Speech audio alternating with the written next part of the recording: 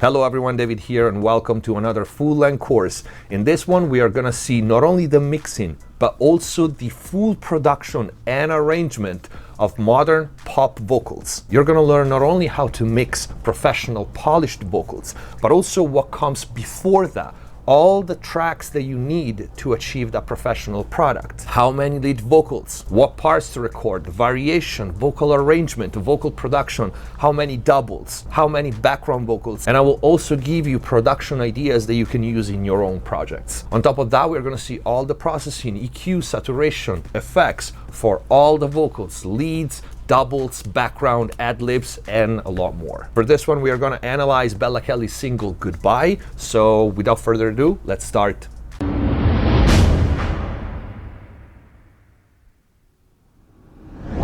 All right, let's get started. This is going to be a pretty long, dense course, which is a good thing because hopefully you're going to learn a lot. But we have a lot of vocal tracks, a lot of processing, a pretty complex vocal arrangement and vocal production. This is why I picked this song, because I think you're going to learn a lot. First of all, let's listen to the song, which you'll probably know if you follow me. But if you're not, this is the song. Of course, you can find it on YouTube, Spotify, all the platforms. Is Bella Kelly's single Goodbye.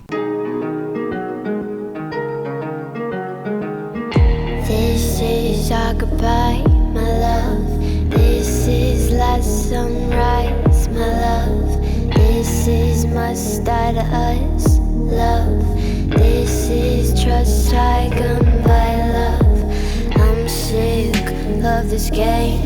I'm sick, let me hate. Let me off the crazy train.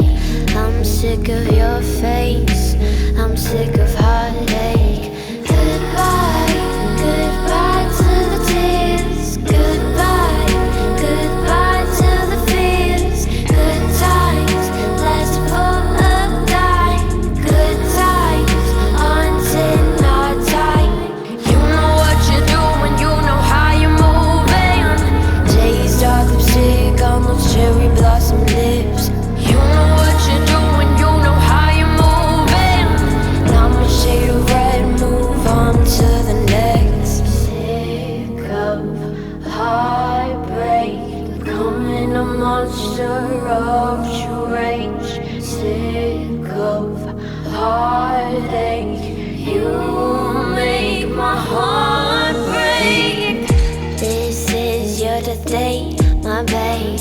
This is the bitter taste, my babe. All right, we have another verse, another chorus, and then the end of the song. You can hear the song online everywhere. So one thing that you probably notice right off the bat is we have a lot of vocal tracks. We have a pretty complex arrangement and vocal production, and there's a carefully crafted placement in the front to back stage between all the different vocals. And we play a lot with dry in your face and very intimate because she sings softly, right? And then the wide open, far and wet background vocals, and on the ad-libs and the doubles and accents, ad-libs and all the hoes and ahs, okay? So let's start with the vocal production. How many vocal tracks we have? For the lead mono center vocal, we have 5 tracks, all right? There are several reasons because I split the mono lead vocal in so many tracks. One, because some parts overlap slightly, right? So we had to stop the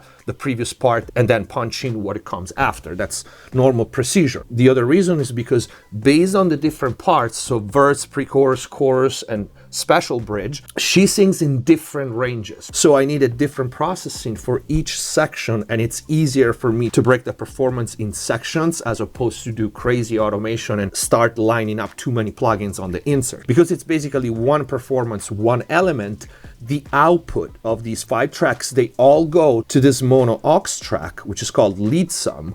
And here is kind of the bulk of the processing and also the hardware insert. And I sum them here for, again, several reasons. One, you can see immediately here, automation, right? So I automate everything from one fader, one track, and also the sends to the effects. So we can start by soloing the lead vocal for a second so you can hear it. This is our goodbye, my love.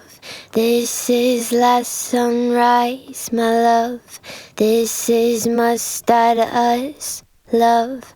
All right, you got the idea? So you probably noticed something right off the bat. This lead vocal doesn't really sound like it sounds in the mix, right? Lesson number one, it does not matter how your elements sound in solo, especially when we have a stack of vocals, and especially in a song like this, when we have, I will probably count them later, something like 10 to 12 effects between short delays and verbs and long delays and verbs.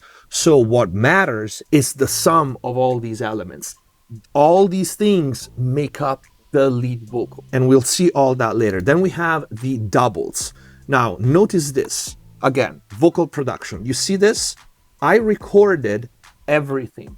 I recorded 3 passes of the lead vocal as identical as possible. So center, mono, left, and right. And then at the mixing stage, I decided to mute most of them, because what I realized is that I wanted the verses to sound and feel intimate. And intimate is one vocal that is close to you. And then we have some accents. We can see it here, right? So I left few words and I used the doubles as accents. And this is how they sound together. This is trust I gun by love. I'm sick of this game. I'm sick, let me hang. Let me off the crazy train. All right, so I use the double to create these accents, which are pretty much invisible, okay? Especially because we have other vocals here. We'll see that later. You can see the purple tracks here, which are accents. So I just use the doubles, which are identical to the lead vocal. They are different performances, to give more power to those words while still feeling like one single vocal. There's 2 of these. Then we have another pair of doubles for the pre-chorus. Take goodbye, goodbye to the tears, goodbye, goodbye to the fears. And then we have another pair for the hook. You know what you're doing, you know how you're moving. Taste dark lipstick on those cherry blossom lips. You know what you're doing, you know how you're moving. You start hearing how the doubles add top end, right? That's why the mono lead vocal is not as bright as you perceive it in the final mix. And I am actually boosting top end as the song progresses. That's very important to create movement. Another thing that I did here, which is very uncommon for me, you can see the panning of the accents, 70%, the panning of the pre-chorus, still 70%, and the panning of the chorus, 100%. I don't usually do this. I keep my panning left, right, and center. But for this one, it definitely added, because again, I wanted to go from intimate, mono, almost exclusively mono, we have stereo effects, but we'll see that later, to open up as we go into the chorus, with the chorus being the wider, okay? Then we have another pair for the special, and then we have another 2 doubles for the end of it, which makes 11 tracks, just for the lead vocal and the doubles, okay? So these are the doubles for the special. To the next, sick of heartbreak, becoming a monster of rage. Sick of heartache, you make my heart break. Okay, so notice that we talked about the overlap, right? So here on the lead vocal, we have the first overlap. So we have our regular performance, which is this. Heartache, you make my heart break. And we have the higher octave. Heartache, you make my heart break. And then we have the 2 doubles here, which I'm gonna solo. You make my heart break. We have the same repeating for the second verse and the second chorus, so accent and all the doubles, and then we have the end of the song. This is very important because Bella's ending are 90% of the time a different key from the song, like a complete variation of the main theme. And that's like a characteristics of her songs. And we can play them here. We have this last part. You know what you're doing, you know how you're moving. Taste like lipstick on those cherry blossom lips. You know what you're doing, you know how you're moving. Sick of heartbreak, I'm a monster of rage. All right, production-wise, you hear something. Some of the doubles are perfect, right? As close as possible to the lead vocal, and she can double herself very well, so there's very little I have to do to time them. Just a little bit of vocal line, and sometimes it's not even needed. Sometimes instead, like this ending and the bridge, I purposely ask her to kind of interpret the doubles a little bit and just move them around.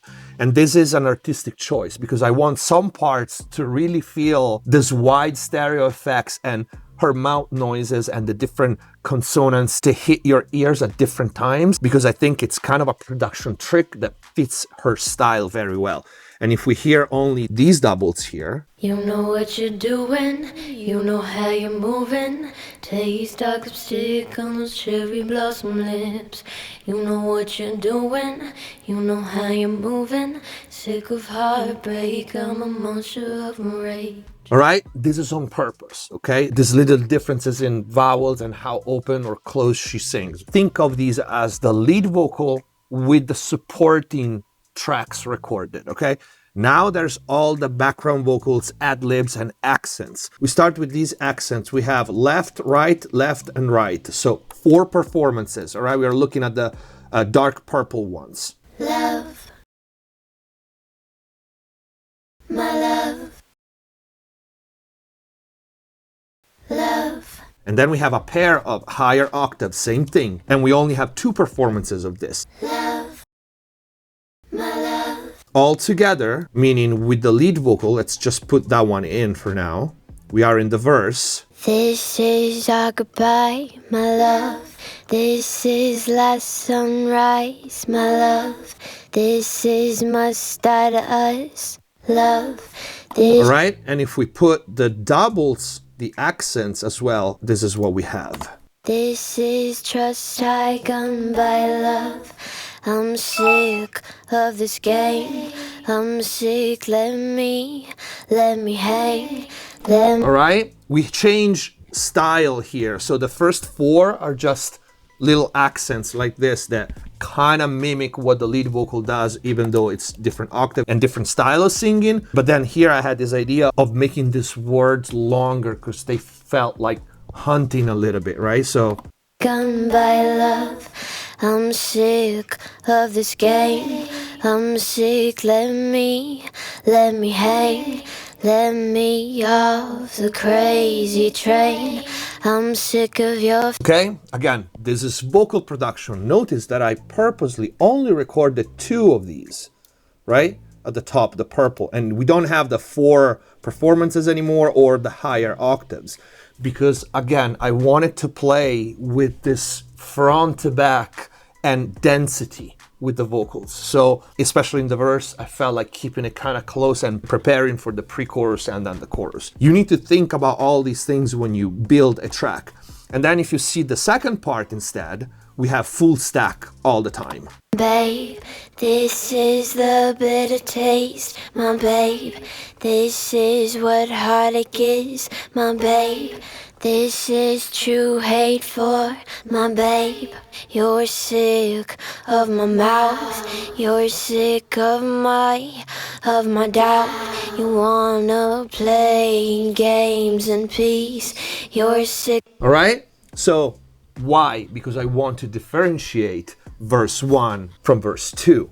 And you can see also that I muted only on this bit here at the bottom, the highest octave, because it wasn't sounding right. We were too high and we're going into the chorus. I want to keep that range for the chorus, okay? And we don't have effects right now. We have probably a verb going on, but now there's another stack of vocals. These are all the has in the background. Let's try to solo them. We have 1 or 2.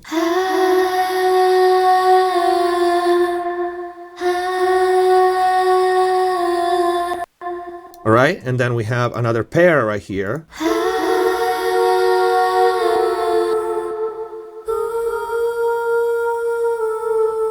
All right, so different vowel. We have the has, we have the whose, and then we have the hose.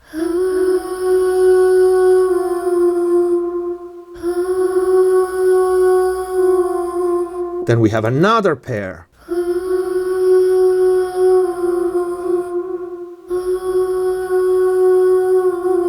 Together, they sound like this.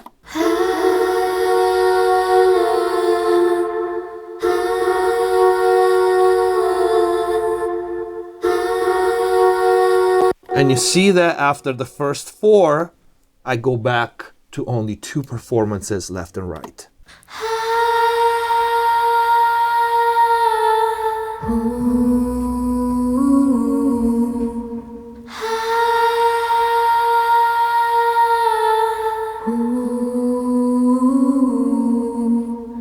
If we put all the vocals on, Goodbye, goodbye to the tears. Goodbye, goodbye to the fears. Good times lasted for a dime. Good times until our time. You know what you're doing, you know how you're moving.